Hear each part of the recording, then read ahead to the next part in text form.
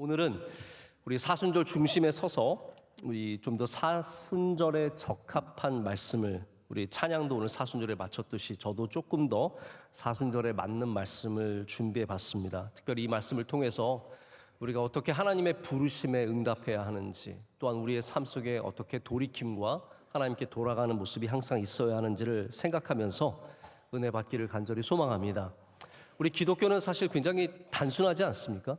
우리 어떤 단순함을 갖고 있냐 하면요, 여러분이 정말 신경 써셔야 하는 것이 단순합니다.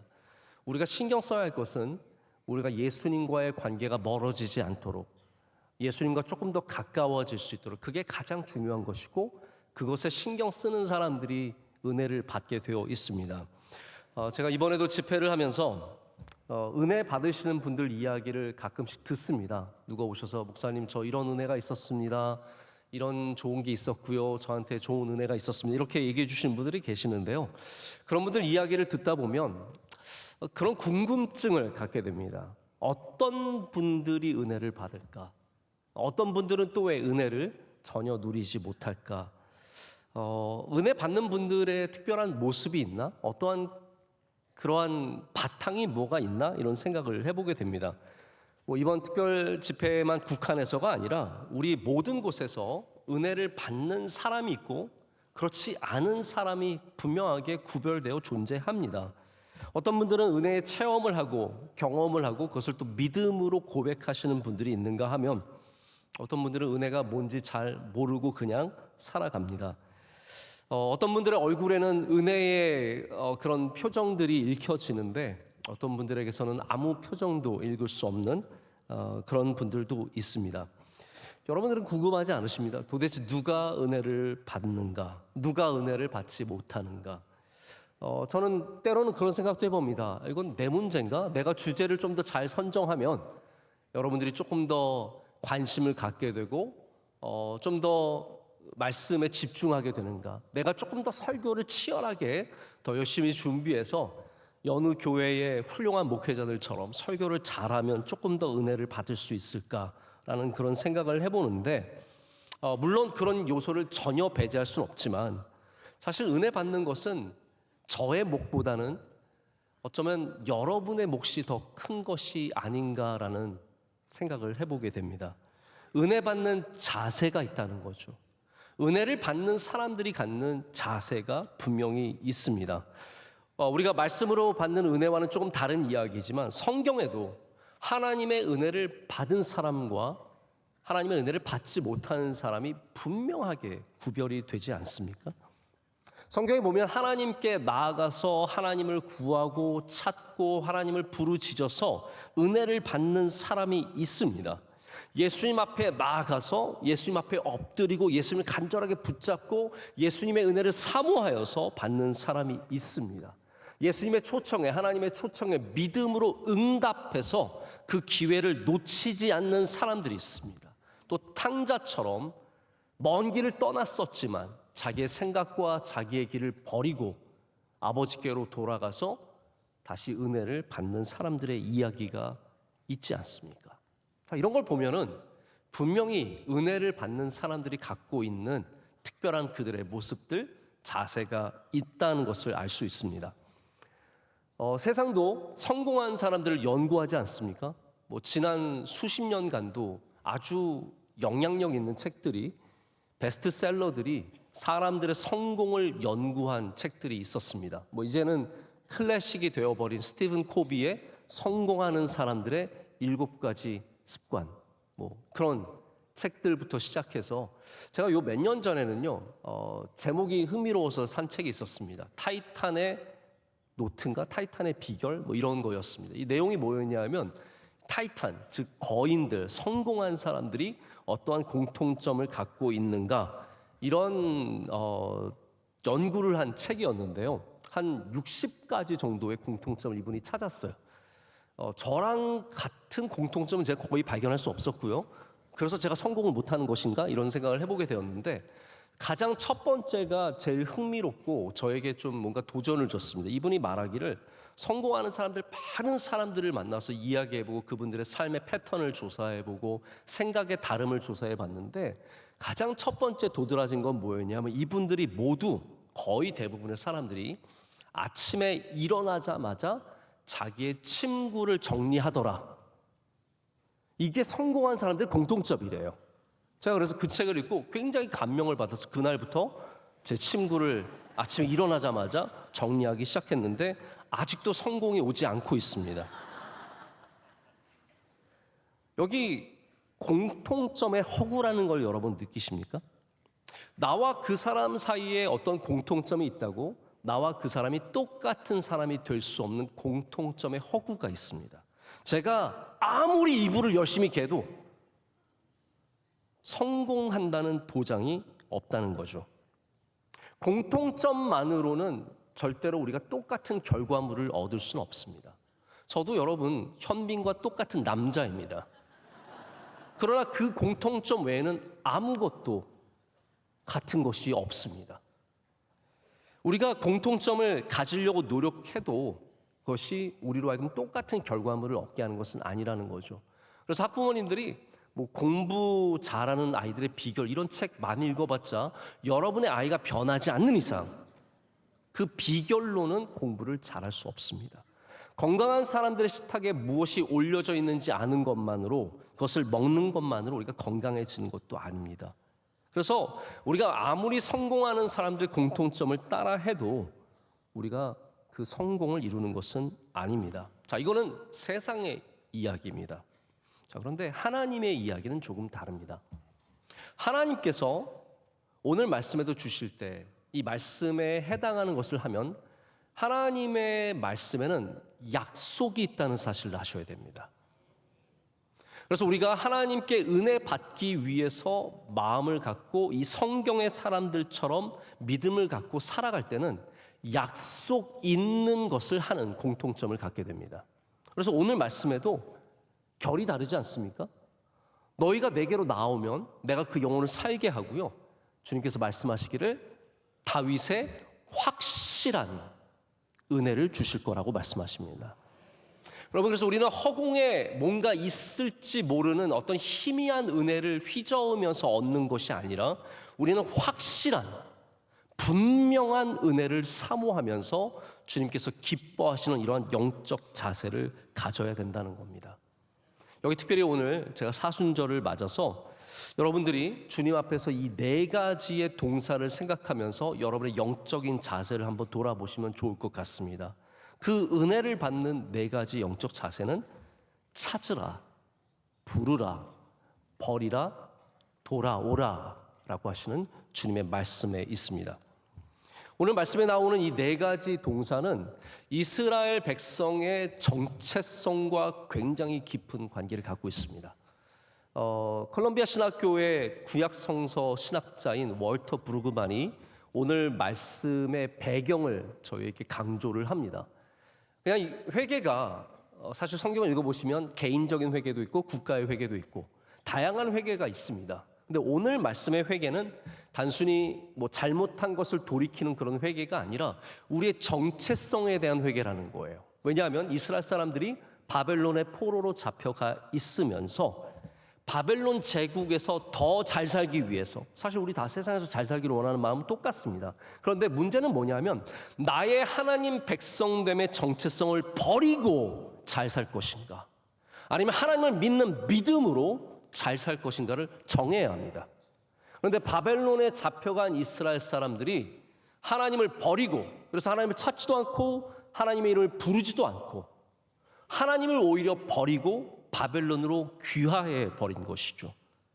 그런 유대인들이 많이 있었기 때문에 하나님께서는 이 말씀을 통해서 너희들의 유대인의 정체성, 하나님의 백성의 정체성, 유대인의 신앙, 유대인의 교육, 유대인의 문화, 유대인의 삶을 회복하라고 이 말씀을 던져주셨다는 겁니다.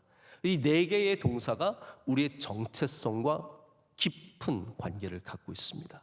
우리가 하나님을 찾느냐, 하나님의 이름을 부르느냐, 하나님을 믿는 신앙으로 인해서 무엇인가를 버리고 주님께로 날마다 돌아가는 삶을 살고 있느냐, 이게 바로 우리의 정체성이라는 말입니다. 여러분, 하나님의 백성의 정체성을 회복하시면 다윗의 확실한 은혜가 있다는 말입니다. 자, 이사야 55장은 우리 하나님께서 얼마나 은혜가 풍성하신 분이신지를 우리에게 가르쳐주고 있습니다. 여러분, 은혜의 전제 조건이 뭐냐면요, 그 은혜를 베푸시는 분에게 은혜가 풍성해야 한다는 것입니다. 그렇지 않으면 우리가 아무리 은혜를 원해도 주시는 분의 은혜가 없다면 어떻게 은혜를 받을 수 있겠습니까? 은혜를 받는 것은 그래서 우리가 싸워서 이겨서 몇 명 중에 몇 등 안에 들어서 받는 그런 메리트 베이스의 은혜가 아닙니다. 만약 1000명이 싸워서 그 중에 1, 2, 3등을 택한 다음에 1, 2, 3등에게만 은혜를 준다면 그게 무슨 은혜겠습니까? 그건 상이죠. 우리는 상을 받으려고 하나님께 부름받아서 나아가는 것이 아니라, 그걸 물론 더 나중에 해야 되는 일이기도 하지만 가장 중요한 것은 먼저 우리가 은혜를 받을 생각을 해야 합니다. 은혜 받는 것은 등수에 들지도 않아도 돼요. 하나님의 부르심에 응답하기만 하면 됩니다. 그래서 주님께서 오늘 말씀하시기를 돈 없는 사람도 와서 값없이 사서 먹으라고 말합니다. 내게 와서 목마른 사람들아 다 물을 마셔라. 우리 인간은 지금 목이 마르든지 조금 있다 마르든지 언젠가는 반드시 목이 마렵게 되어 있습니다. 그것을 모르고 살아가는 사람들에게 하나님께서는 빨리 내게로 와서 물을 마시라는 거예요. 너희 가난한 사람들, 능력 없는 사람들도 다 와서 마시면 내가 모두에게 은혜를 베풀어 주시겠다고 말씀하시는 겁니다. 그래서 여러분, 하나님의 은혜를 받는 것은 남을 밀쳐내고 밟고 올라가서 받는 그런 노력이 필요 없습니다. 오늘 이 시간 주님의 부르심에 응답하시기만 하면, 그 초청에 겸손하게 주님 앞으로 나아가기만 하면 우리 은혜가 풍성하신 하나님께서 은혜를 베풀어 주십니다. 그래서 은혜의 시작은 첫 번째로 하나님의 말씀에 귀를 기울이는 것입니다. 제가 오늘 3부 예배 드리면서 제가 이렇게 눈치를 보고 있어요. 오늘 말씀이 막 특별히 재밌진 않죠? 그렇죠? 그래서 여러분이 어떻게 듣고 계신가 이렇게 보고 있는데 의외로 굉장히 잘 듣고 계십니다. 저는 여러분을 정말로 칭찬하고 싶고 너무너무 감사해요. 저 가끔씩 다른 교회 가서 목사님을 만나거나 또 다른 어떤 관계자 되시는 분들을 만나면 저한테 물어보세요. 아, 명성교회 어때요? 그러면 진짜 좋습니다. 땅 짚고 헤엄치기입니다. 저희 교회는 교인들이 너무 좋아서 제가 이거 갑자기 고백, 여러분께 고백, 사랑 고백 그런 거 있잖아요. 네, 그런 고백하는 건데 오늘도 제가 여러분이 말씀을 귀 기울여 들으시는 모습을 보면서 제가 은혜를 많이 받습니다. 여러분, 그렇습니다. 우리는 하나님의 말씀에 귀를 기울여야 합니다. 그래서 오늘 3절에 너희는 귀를 기울이고 내게로 나와 들으라. 그러면 우리의 영혼이 살리라. 할렐루야. 영혼이 살아나리라. 어디에서 살아난다고요? 하나님의 말씀에 귀를 기울이면 우리의 영혼이 살아난다라고 말씀하십니다. 그러면서 이어서 하시는 말씀이 다윗에게 주신 확실한 은혜를 우리에게도 주시겠다고 하는 겁니다. 자, 여러분 생각해 보세요. 다윗이 은혜를 받았어요? 안 받았어요? 확실하죠? 그거예요. 다윗에게 주셨던 그 확실한 은혜, 애매모호한, 받은 건지 안 받은 건지 잘 모르겠는 그런 은혜가 아니라 다윗이 받았던 그 아무 공로 없이 받았던 확실한 은혜를 우리에게도 똑같이 주시겠다고 말씀하시는 겁니다. 그걸 누구에게 주시냐면 하나님의 말씀에 귀를 기울이는 사람들. 그래서 은혜를 받는 사람들의 공통점 첫 번째가 하나님의 말씀을 듣는 사람들입니다. 하나님의 말씀에 귀를 기울이는 사람들. 이거는 귀가 좋으냐 안 좋으냐의 문제가 절대로 아닙니다. 제가 젊었을 때 친구들한테 늘 들었던 소리 중에 하나가 너는 가는 귀가 먹었다. 이게 주변에서 사람들이 얘기하면 잘 못 들었어요. 그래서 엉뚱하게 대답을 한다든지 또 물어본다든지. 저희 친구들 중에 가는 귀가 먹었던 친구들이 의외로 많았어요. 저희끼리 모였어요. 가는 귀 먹은 사람 모이자.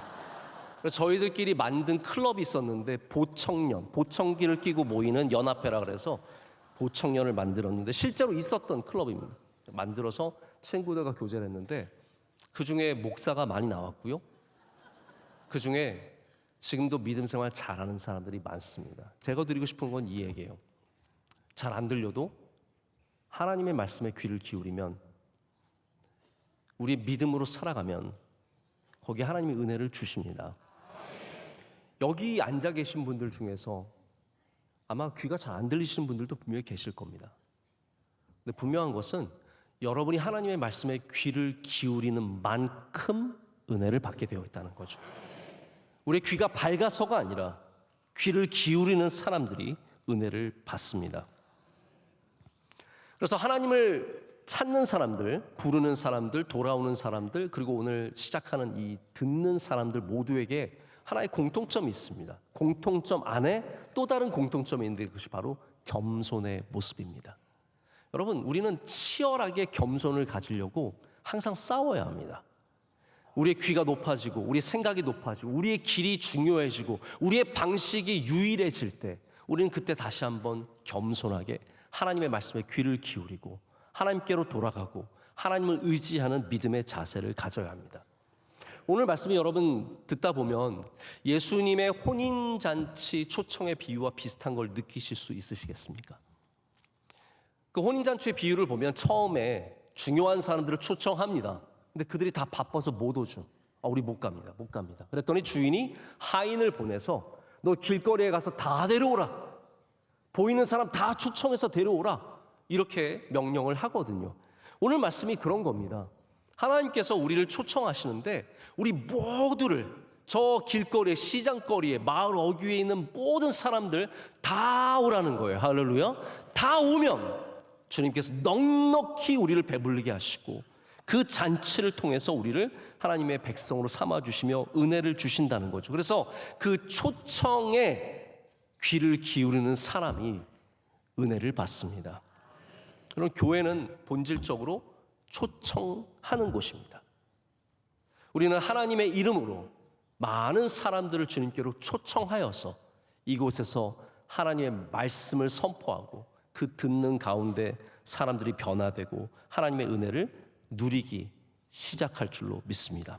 자, 두 번째는 하나님을 찾는 사람들에게 하나님은 은혜를 베풀어 주십니다. 우리 사람들이 잃어버리는 것들이 은근히 많습니다.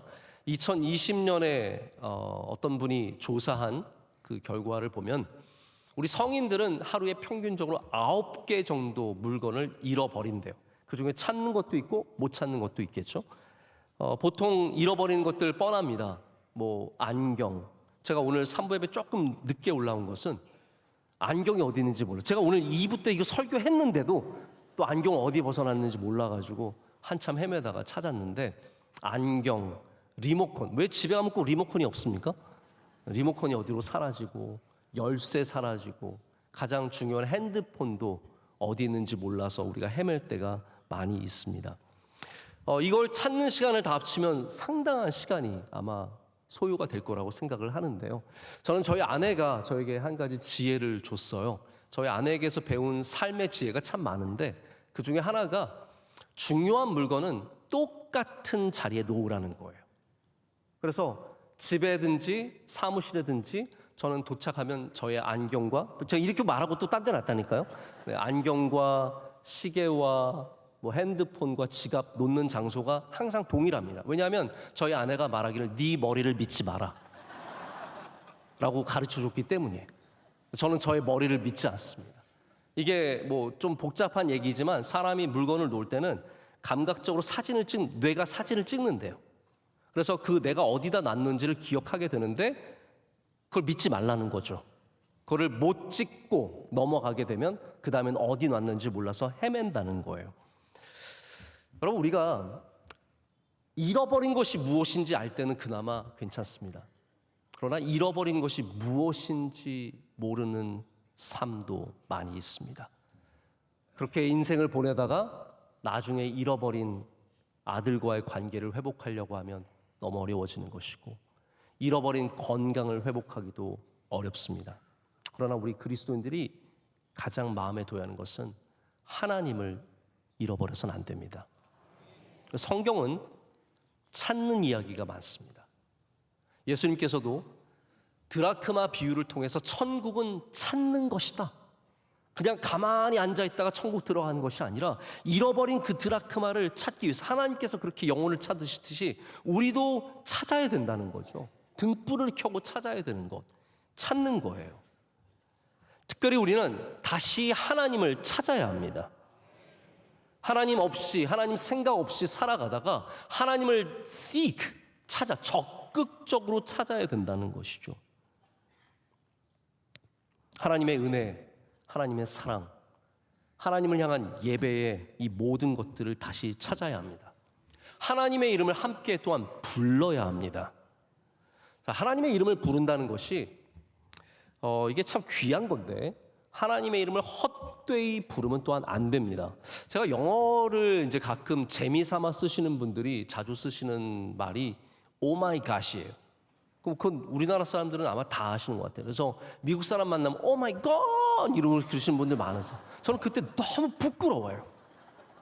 제발 오 마이 갓 이게 영어인 줄 알고 재밌다고 하지 마세요. 왜냐하면 제가 우리 명성교회 교인들만 꼭 우리 교인이라도 다 알았으면 좋겠는데 오 마이 갓은 절대로 좋은 말이 아닙니다.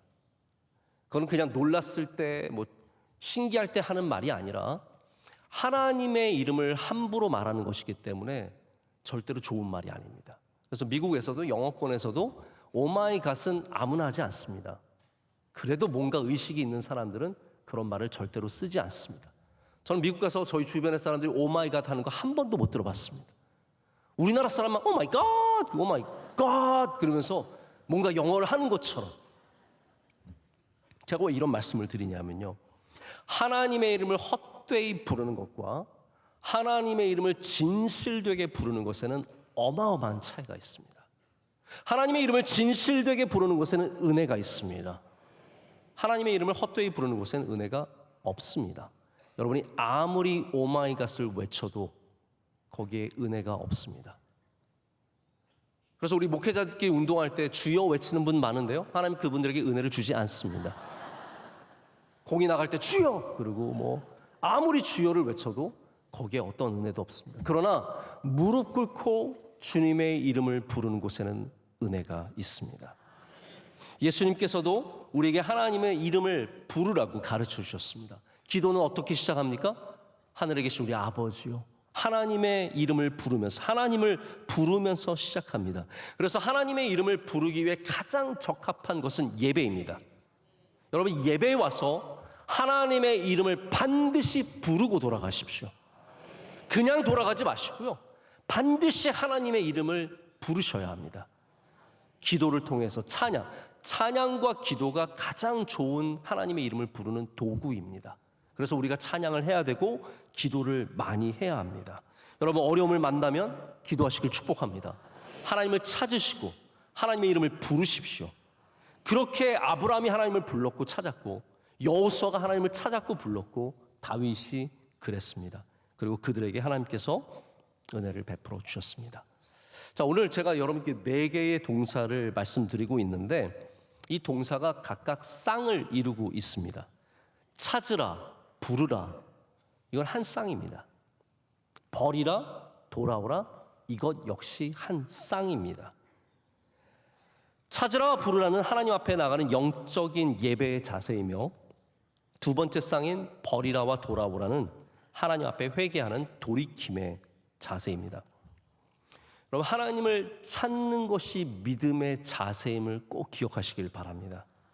그러면 반대로 말하자면 하나님을 찾지 않는 것, 일하면서 하나님을 찾지 않고, 병에 걸렸는데 하나님을 찾지 않고, 어려움 가운데 있는데 하나님을 찾지 않고 부르지 않는 것은 반대로 불신앙의 모습이에요. 잃어버렸어요. 여기 바벨론에 살아가는 이스라엘 사람처럼 이 삶에 너무나 익숙해져서 하나님을 잃어버린 겁니다. 로마서에 이런 말씀 있죠. 하박국을 이용해서 하시는 말씀 중에 의인은 없나니 하나도 없다라고 했어요. 그런데 다음 구절이 뭐라고 말하냐면요, 깨닫는 자도 없고 하나님을 찾는 자도 없다라고 말합니다. 이걸 바꾸어 말하자면요, 하나님을 찾는 사람이 의인이 되는 것이고 하나님을 찾는 사람이 믿음을 가진 사람이 되는 겁니다. 여러분, 삶 가운데 하나님을 찾으십시오. 이것이 진정한 의인과 믿음의 자세이며 그 사람에게 하나님께서 은혜를 주심이 마땅하십니다. 하나님은 지금도 이 예배 가운데 누가 하나님을 찾고 있는지 두루두루 살피십니다. 여러분, 하나님 살피시는 하나님인 거 아시죠? 하나님은 뭐 성경의 표현을 보면 정찰, 마치 여호수아와 갈렙처럼 가나안 땅을 정찰하는 사람처럼 우리를 정찰하신다고 하시고요, 감찰하신다. 좀 약간 무섭긴 하지만 감찰하신대요. 그런데 그게 나쁜 의미가 아닙니다. 하나님께서 너 죄진다 감찰해. 하나님은 여러분 중에 하나님을 찾는 자가 있으신지를 찾아보시는 거예요. 누가 나를 진실되게 찾고 있는가, 누가 진실되게 나를 부르고 있는가를 찾고 있습니다. 그래서 성경에 보면 하나님을 가장 많이 찾은 사람이 다윗이에요. 이 seek라고 하는 영어 단어를 성경에 찾아보면 몇백 번 나옵니다. 근데 가장 많이 나오는 성경이 시편입니다. 시편에 34번 이 seek라고 하는 하나님을 찾는 단어가 나오는데 그 모두 대부분이 다윗이 고백하는 겁니다. 하나님을 찾습니다. 하나님을 구합니다. 그리고 여기에 하나님께서 주시는 은혜의 말씀이 있습니다. 시편 9편 10절 말씀을 보면 이렇게 되어 있습니다. 여호와여, 주의 이름을 아는 자는 주를 의지하오리니 이는 주를 찾는 자들을 뭐라고요? 버리지 아니하심이라. 이게 다윗의 고백이에요. 하나님을 찾는 사람들을 하나님께서 절대로 버리심이 없다는 말입니다. 그래서 믿음은 하나님을 찾는 것이고 구하는 것이고 부르는 것입니다. 예수님도 우리에게 믿음을 가르쳐 주실 때, 여러분, 기도를 가르쳐 주신 것은 기도만 가르쳐 주신 게 아니에요. 그게 믿음의 자세이기 때문에 가르쳐 주셨는데 그 기도가 뭡니까? 단어 3가지예요. 찾으라, 구하라, 찾으라, 뭐예요? 그다음 두드리라. 이 3가지예요. seek, ask, seek, knock. 3가지 단어를 통해서 우리의 믿음의 모습이 무엇이 되어야하는지 가르쳐 주셨습니다. 그럼 이게 믿음의 모습이라는 거예요. 찾으시기를 축복합니다. 부르시기를 바랍니다. 주님께서 초청하신 이 기도의 자리가 우리가 은혜를 받는 자리임을 아셔야 합니다. 그래서 성경에 은혜를 받은 사람들 보면 다 하나님을 엄청 찾고 하나님을 불렀습니다. 히스기야가 병중에 있을 때 하나님을 정말 간절하게 찾고 불렀습니다. 수르보니게 여인이 예수님을 간절하게 부르고 예수님을 간절하게 찾았습니다. 하나님은 그런 사람들 알아보십니다. 보십니다. 확인하십니다. 제가 읽었던 책 중에 좀 긴 제목의 책이 있어요. 나는 메트로폴리탄 박물관의 경비원이었다. 이게 책 제목인데요. 이 책을 쓰신 분은 원래 미국에서 굉장히 유명한 잡지인데 뉴요커라고 하는 잡지의 기자였습니다. 기자 생활을 하고 있는데 자기가 굉장히 사랑하고 존경하고 아끼는 형이 있었는데 형이 갑자기 암으로 죽게 됩니다. 그러면서 너무나 큰 상실감과 아픔에 자기가 위로를 받고 어떻게든 좀 여기서 이겨내려고 하는데 그러다 보니까 좀 마음을 장벽을 낮추고 좀 평안함을 누릴 수 있는 잡을 찾고 있었어요. 그러다가 찾은 게 박물관의 경비원이었어요. 자기가 원래도 박물관을 좋아했지만 박물관에 가서 가만히 서서 있기만 하면 되니까 그 자리를 찾아서 이분이 그 경비원이 된 다음에 그때 일어났던 일들에 대해서 쓴 책입니다. 이분이 가만히 경비원으로 박물관을 지키면서 사람들이 지나가는 모습을 보면서 관찰을 했습니다. 그러다 보니까 아빠들이 갖고 있는 특징이 있고요, 엄마들이 갖고 있는 공통점이 있습니다. 또 박물관에 다양한 사람들이 오게 되는데 별의별 사람들이 오다 보니까 이상한 질문을 하는 사람들도 있대요. 예를 들어서 메트로폴리탄 박물관인데 와서 모나리자가 어디 있냐고, 여기 모나리자 어디 있죠? 그걸 물어보는 사람이 의외로 굉장히 많다는 거예요. 모나리자는 여러분 어디 있습니까? 어딘가에 있겠죠. 메트로폴리탄 박물관은 아닌 거예요. 그런데 이분이 제가 어떤 부분에서 굉장히 공감을 하고 쓴 글에 많이 감동을 느꼈습니다. 이분이 말하기를 이렇게 가만히 보고 있으면 연인을 금방 알아볼 수 있대요.